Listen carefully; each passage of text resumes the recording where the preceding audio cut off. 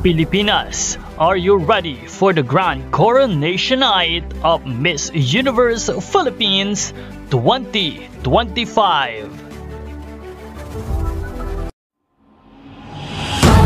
Now, 2204, your pageant vlogger host. Magandang araw Pilipinas and good day pageant lovers. Ngayong umaga dumating na sa Katarman ang ilan sa mga magagandang Miss Universe Philippines Queens.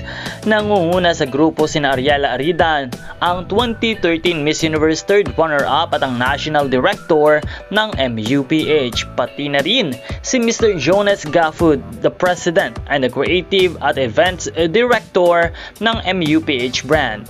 Kasama ang mga magagandang kababaihan at ang kanilang team.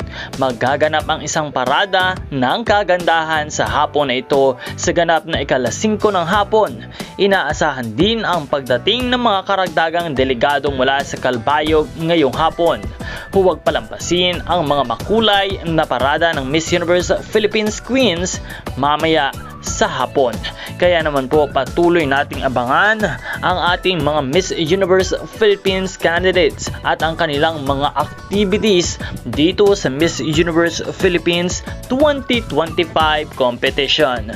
Marami pang mga updates at mga bagong balita ang aming ibibigay, kaya huwag kalimutan na mag-subscribe at i-hit ang notification bell dahil araw-araw po tayong nagbibigay ng mga bagong updates. Maraming salamat sa iyong panonood at maraming salamat din sa iyong pag-subscribe.